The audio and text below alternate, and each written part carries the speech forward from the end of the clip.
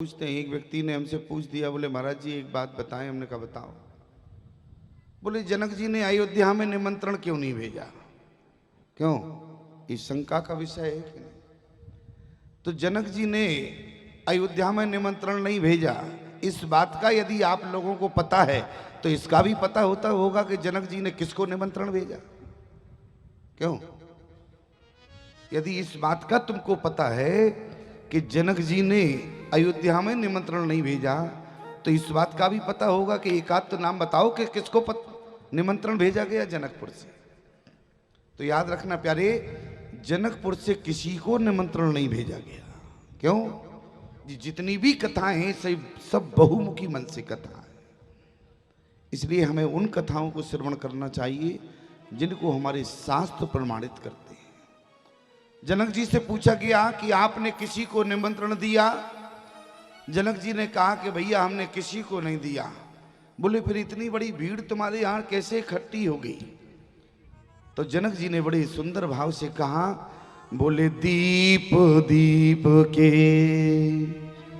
अरे भूपति नाना आए सुनो हम जो पन ठाना। केवल हमारी प्रतिज्ञा को सुनकर इतने राजा एकत्रित हो गए हैं। और एक बात ध्यान देना, तो राम जी कैसे पहुंचे? तो गोस्वामी जी ने क्या कहा, धनुष जग सुन रघुकुल नाथा हरसि चले मुनि बर के साथा। राम जी ने भी धनुष यज्ञ सुना है, कहीं निमंत्रण नहीं है। आप कहीं भी निमंत्रण का मुझे प्रमाण बताना, इसके बाद में बात करना। बोले प्रमाण क्या है? केवल प्रतिज्ञा थी। जनक की प्रतिज्ञा क्या थी? बोले जिस बेटी ने, जिस जानकी ने आज जिस धनुष को बाएं हाथ से उठा लिया हो, उस जनक ने विचार किया यदि मेरी बेटी ने जिस धनुष को बाएं हाथ से उठा लिया तो संसार में दाहिना हाथ थामने वाला भी संसार में होगा। अरे जिस धनुष को बेटी बाएं हाथ से छूट सकती है तो दाहिना हाथ भी संसार में होगा, लेकिन ऐसे दाहिने हाथ को हम संसार में कहां ढूंढें? तो जनक जी ने उसी समय प्यारे, सोई पुरारी को दंड कठोरा राज समाज आज जय तोरा और त्रिभुवन जय समेत बेदेही और बिनय विचार बरे हटते। किसी ने कहा कि जनक जास ज्ञान रवि भवने सिनासा, जासु ज्ञान रवि भवने सिनासा। अच्छा प्यारे, एक बात तो तारीफ करना पड़ेगा। क्या? जिस चौपाई को हम बोलते हैं तो हम अनेक माताओं के देखते हैं कि उनकी ओंठ तुरंत चलने लगते हैं। इसका मतलब क्या है? अरे हम कथा कहने तो बहुत जगह जाते हैं, वहां की माताएं केवल शांति से बैठकर सुनती हैं, लेकिन यहाँ की माताएं अरे सुनती बाद में हैं, पहले रामचरितमानस को पढ़ती हैं, इसलिए बाद में सुनती हैं। प्यारी, बहुत बहुत साधु बात है। इसलिए आज जनक के लिए क्या कहा गया, जासु ज्ञान रवि भवने सिनासा, जासु ज्ञान रवि भवने सिनासा। बचन किरण मुनि कमल विकासा, बचन करण मुनि कमल विकासा। जासु ज्ञान रवि भवने सिनासा, जासु ज्ञान भवि रवि सिनासा, जासु ज्ञान रवि भवने सिनासा, जासु ज्ञान रवि भवनि सिनासा। जासु ज्ञान रवि भवने सिनासा, ज्ञान रवि भवनि सिनासा। बचन किरण मुनि कमल विकासा, बचन किरण मुनि कमल विकासा। बचन किरण मुनि कमल विकासा, बचन करण मुनि कमल विकासा। जनक जी हमारे ज्ञानी थे और विवेकी पुरुष, इसलिए जनक जी ने कहा ऐसी बेटी के लिए दामाद ढूंढ संसार में कहाँ जाएंगे। इसलिए जनक ने प्रतिज्ञा की प्यारे, और हमारे राम लक्ष्मण विश्वामित्र जी के साथ पहुंचे। जरा कल्पना करना, राम जी स्वयं यहाँ, विश्वामित्र जी ने भी कहा कि सी स्वयंवर देखे जाई, और वहां धनुष यज्ञ सुनि रखी को नाता हरस चले मुनि बर के साथा। बर कहते हैं दूल्हे को, और दूल्हे के साथ ही बारात जाती है। कल मैंने निवेदन किया। अच्छा ईमानदारी से बताओ, लड़की वाले के यहाँ पहुंचते हो तो बारातियों की कुर्सी से दूल्हे की कुर्सी थोड़े ऊपर होती है कि नहीं होती? क्यों? बारातियों की जहाँ कुर्सी पड़ी होती है, बारातियों की कुर्सी से थोड़े ऊपर दूल्हे की कुर्सी होती है। अच्छा अब जनक जी की यहाँ व्यवस्था देखो क्या है। जहाँ राम जी बैठे हैं, कहाँ बैठे हैं? बोले सब मंचन ते मंच एक, अरे सुंदर वेसद वेसार, मुनि समीप दो बंधु तय बैठा रे महिपाल। कहने का मतलब जितने राजा बैठे हैं सारे राजाओं से राम जी की कुर्सी ऊपर है। किसी ने कहा कि राम जी कौन है? हमने कहा राम लखन दो बंधु बर, और बोले जितने राजा बैठे ये कौन है? हमने कहा राम जी बर हैं, और बोले बाकी के राजा? हमने कहा राम जी बर हैं और बाकी के जितने हैं वो सब गोबर हैं। बोले क्या मतलब? बोले गोबर हैं। हमने कहा वो भी कौन से गोबर हैं? वो भी सावन भादों का गोबर है जो किसी काम का नहीं होता। क्यों प्यारे? सावन भादों का गोबर ईमानदारी से बताओ काम का होता है? क्यों? सावन भादों का गोबर जो है किसी काम का नहीं होता है। और आज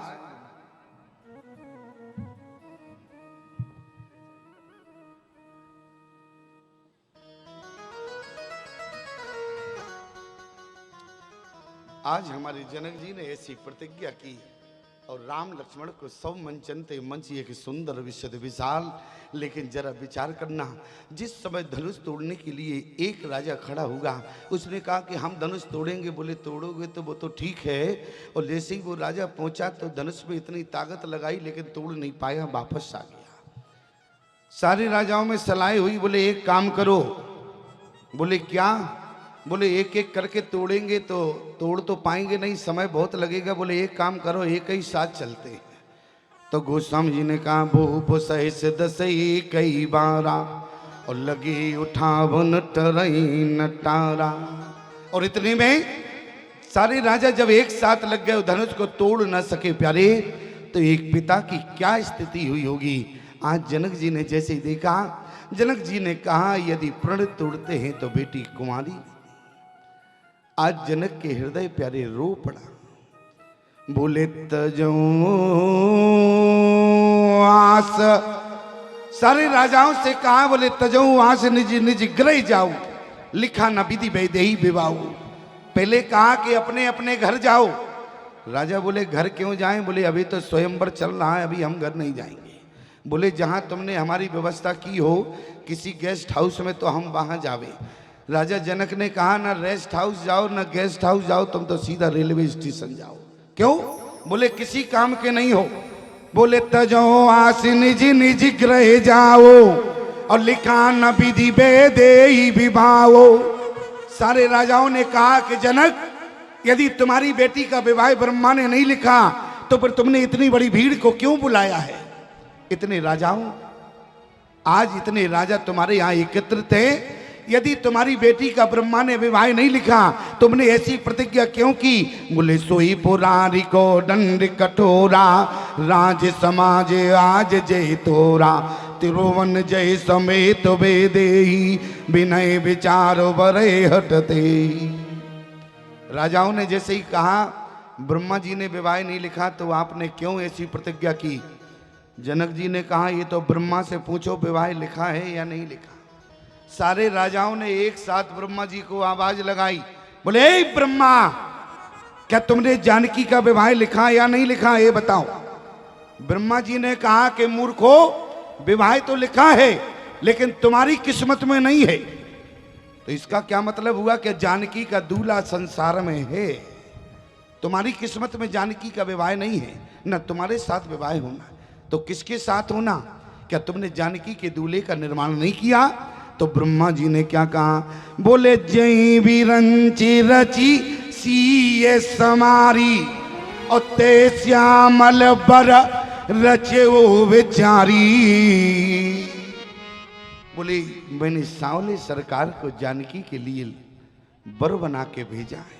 और आज सारे राजा जब एक साथ लग गए प्यारे, उसी समय आज जनक जी ने सीधा कहा, अब जन को माखे भटमानी और वीर विहीना मही में जानी। और जिस प्रकार से केवल इतना कहा प्यारे, जहां पर रघुवंशी बैठा होता है, आज जिस सभा में लक्ष्मण बैठे थे और उसी सभा में प्यारे लक्ष्मण केवल अभी खड़े हो गए। क्यों? बोले वीर विहीना अरे मही में जानी। लक्ष्मण भी वीर है और वीर व्यक्ति ऐसी बात को कभी बर्दाश्त नहीं कर सकता। लक्ष्मण भी उसी समय खड़े हो गए। जितने पत्रकार थे तो सभी लक्ष्मण के पास आ गए। क्यों?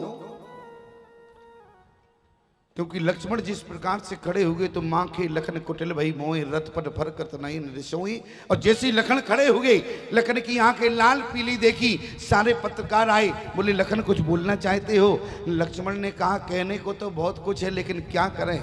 बोले क्यों? अरे बोलना चाहते हो तो कम से कम कुछ तो बोलो। अरे जनक जी बोल सकते हैं तो क्या तुम नहीं बोल सकते? और नहीं बोल सकते तो सभा में खड़े क्यों हो गए? जनक जी प्यारे याद रखना, जनक जी ने इतना बोला, लक्ष्मण भी हमारे खड़े हो गए। और जैसे ही लक्ष्मण खड़े हो गए, बोले कहीं न सकते रघुवीर डरा और लगे बचन जनबान।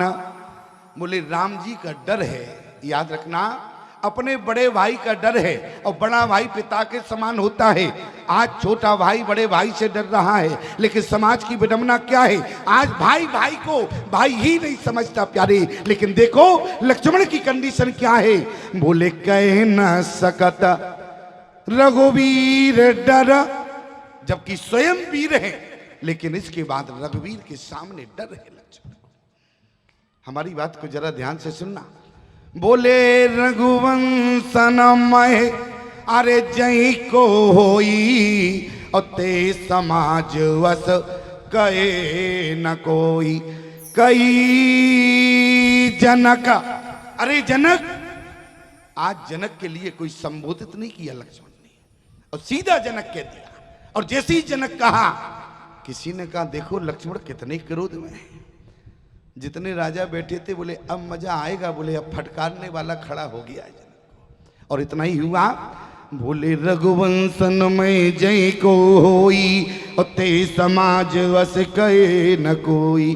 कई जनक जस अनुचित वाणी और विद्यमान रघु कुल मन जानी। जनक तुम जानते थे कि इसी सभा में रघुकुल की मणि बैठा है, और जब रघुकुल की मणि को यदि कोई आपत्ति आएगी तो फणी मौन नहीं रह सकता। ध्यान देना, रघुकुल की मणि कौन है? हमारे राम जी हैं। और लक्ष्मण कौन है? रघुकुल के फणी है। ध्यान से सुनना, रघुकुल का मणि राम है और रघुकुल का फणी कौन है?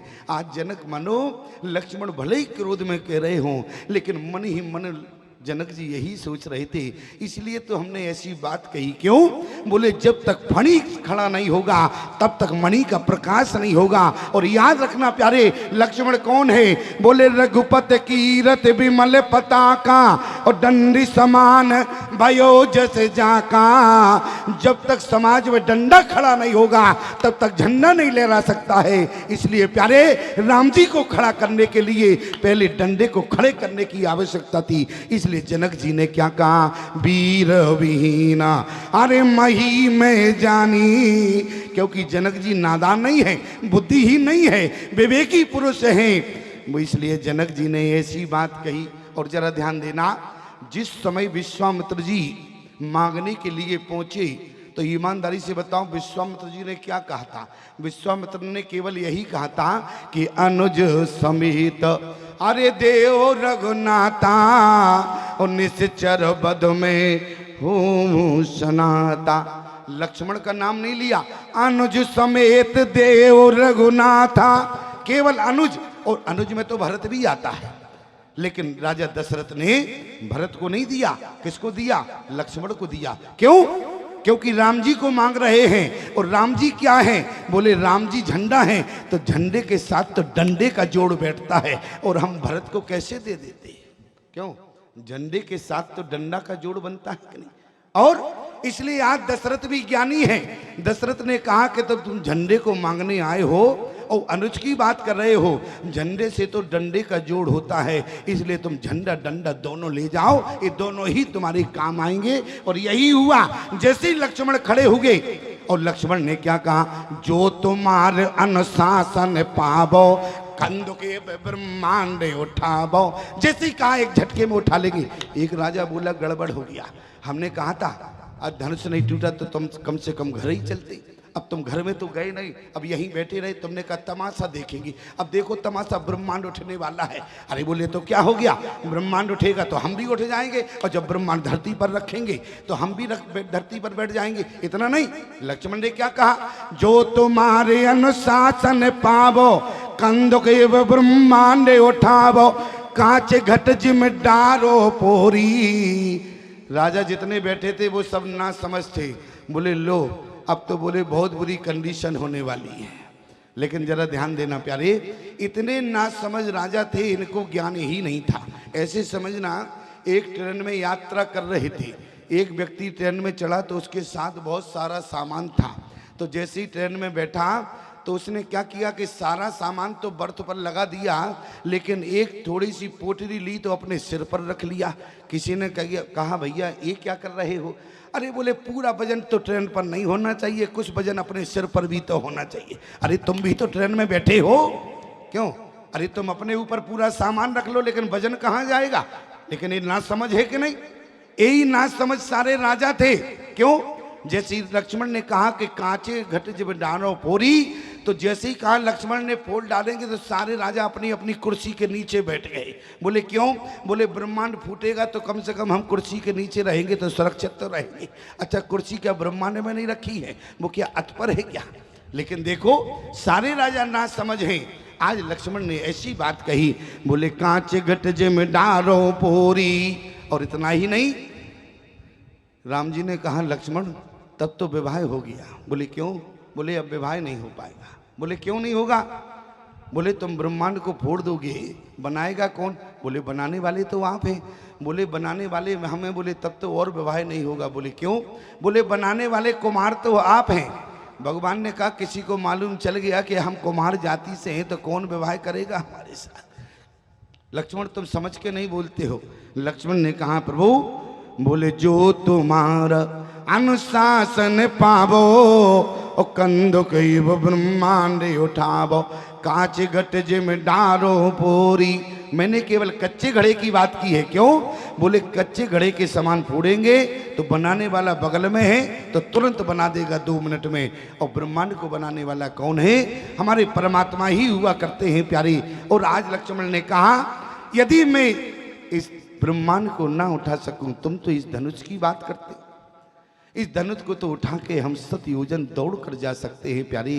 अंत में लखन सकोप बचन जे बोले, तो डगमगान मही दिग्गज डोले। सकल लोग सब भूप डराने, और सिये हरस जनक सकुचाने। इस पंक्ति का क्या अर्थ करते हैं? बोले सिये ये हरस, क्या जानकी की अंतःकरण में प्रसन्नता है? क्या जानकी प्रसन्न है? आज लक्ष्मण की बातों को सुनकर सारे राजाओं के अंतःकरण में तो डर बैठ गया, और एक बेटी क्या प्रसन्न हो सकती है? लेकिन याद रखना प्यारे, यहां पर लिखा क्या है? बोले सिये ही ये हरस, अरे सिये ही ये हरस जनक सकुचाने। बोले सिये ही ये, जानकी के हृदय में कौन है? राम जी बैठे हैं, इसलिए जानकी प्रसन्न नहीं हुई प्यारी। जानकी के अंतःकरण में जो बैठा है वो प्रसन्न हुआ। मानो लक्ष्मण ने कहा कि ठीक किया लक्ष्मण तुमने, अब जितना फटकारना था उतना फटकार दिया, अब तो कम से कम शांति से बैठ जाओ। राम जी ने बैठा लिया। उसी समय गोस्वामी जी क्या लिखते हैं, विश्वामित्र समय शुभ जानी, विश्वामित्र समय सो